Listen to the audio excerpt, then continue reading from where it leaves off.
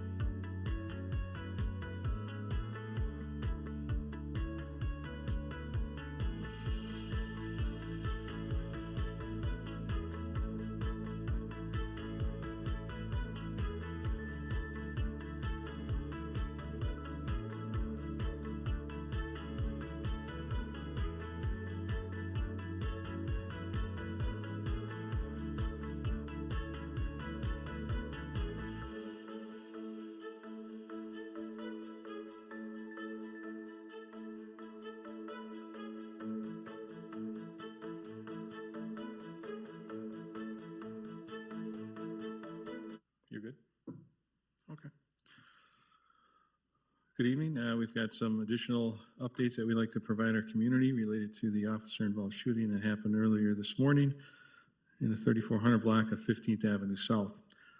I'm going to read through the press release that will be pushed out after this and identify some of the new information that we know since our last brief earlier this morning. Just to refresh everyone's recollection, at about 8:07 a.m. on July 8th, 2022, our officers were sent to a possible man-down in the 3400 block of 15th Avenue South. The caller stated that multiple individuals were slumped over within a vehicle located inside a garage at that location. The caller also reported that the vehicle had a bullet hole in the windshield. That's new information since this morning. Our officers arrived on scene at approximately 8:13 a.m. and approximately 8:15 a.m. Called out regarding shots fired and a foot pursuit. Prior to that, when they arrived on scene, they observed three individuals inside a red 2008 Kia Sedona that was later found to have been stolen on July 5th in FArgo. As they approached the van inside the garage, the driver of the van quickly accelerated and fled the scene. A FArgo Police Department officer discharged a firearm towards the van, striking the driver. The two passengers in the vehicle fled on foot. One of the individuals was apprehended near the scene. He's identified as Cody Dunn, a 25-year-old white male with no permanent address, who was arrested and charged with refusal to halt and possession of controlled substance methamphetamine. The second passenger continued to flee on foot. The driver of the van, a 28-year-old Native American male, Jamestown resident, was transported to a local healthcare facility where he passed earlier this afternoon.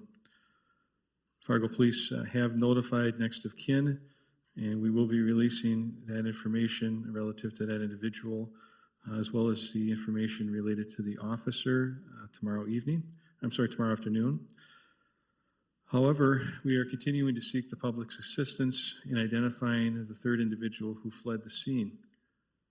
You see his photo up there. We're going to be pushing this out on our social media. And that's the individual that was described to you earlier today.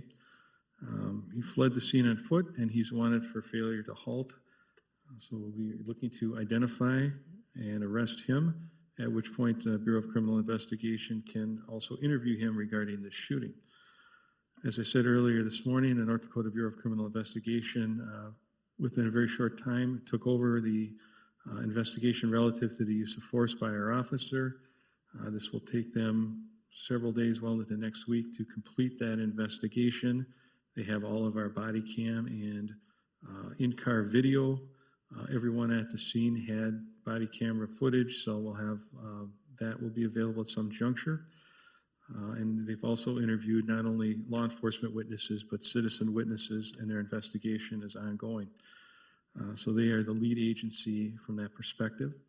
Once they have concluded the criminal investigation relative to the officer's use of force, they will refer that to the Cass County State's Attorney Office for review, where they will look to determine whether or not the officer's use of force was justified under North Dakota Century Code.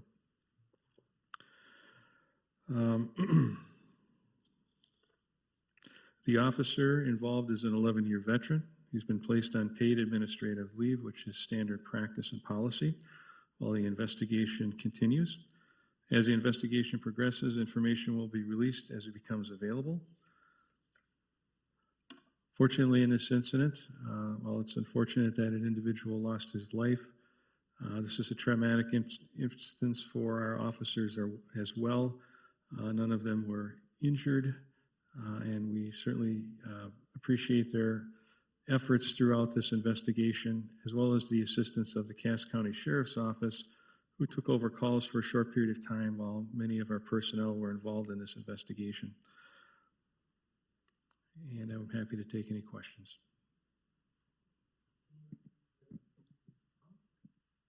I'm sorry, where the what? Yeah. Jamestown. I'm going to have you repeat the question. Yeah. Yeah. No, the decedent is from Jamestown.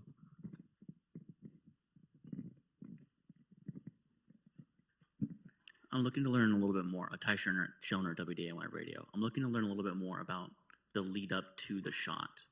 the incident, can we get more detail on that, the moment befores and moment afters? I don't know, I'm just looking to see what you have to say about that. Sure. Yeah, and I know that everyone would like that. That's in the hands of BCI at this juncture.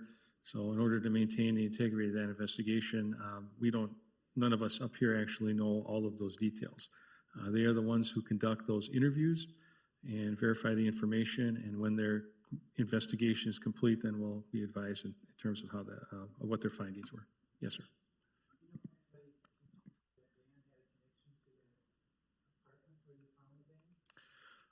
We don't know that. We are, on our end, our department continues to investigate the stolen vehicle, but we don't, at this juncture, know if any of those individuals have a connection to the apartment building.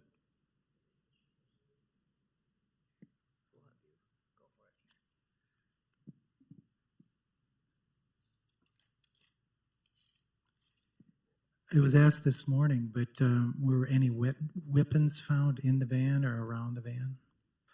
No, there were not.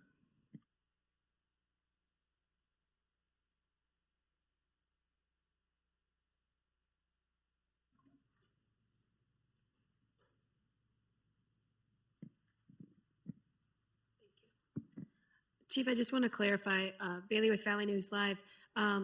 You said this morning that he was on administrative duty, and then here you said administrative leave. I just want to clarify which one the officer is. Sure. It's administrative leave.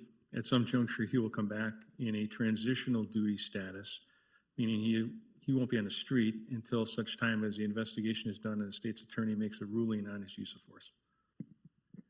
I imagine the release of body cam footage will be delayed until the investigation is more thorough or more complete, but I just want to hear it from you. Is that the case? Yeah, absolutely. And our policy allows for release of body-worn camera video as long as it's agreed to with BCI and the prosecutor.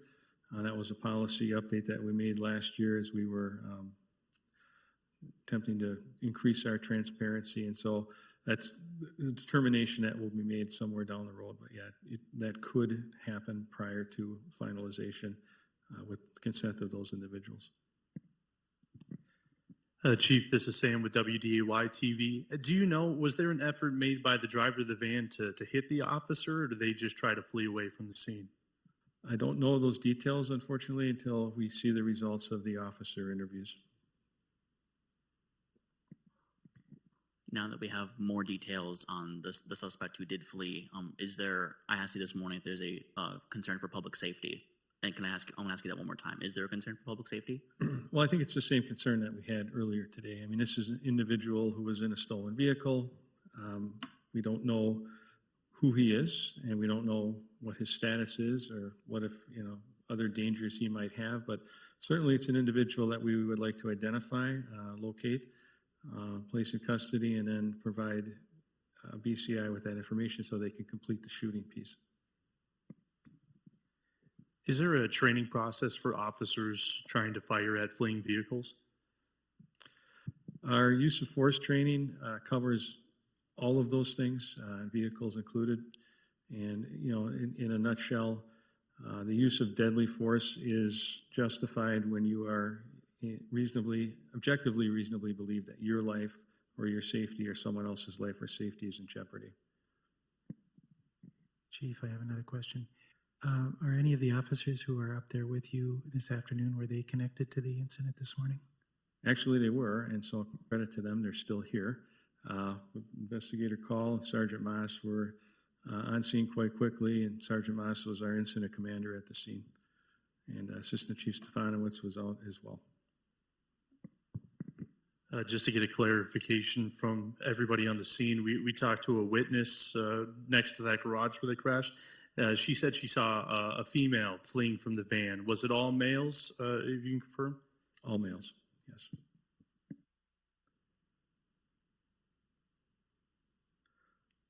Okay, all right, thank you very much. We will continue to keep you updated as new information becomes available, but I would anticipate significant changes later next week as their investigation gets a little further along.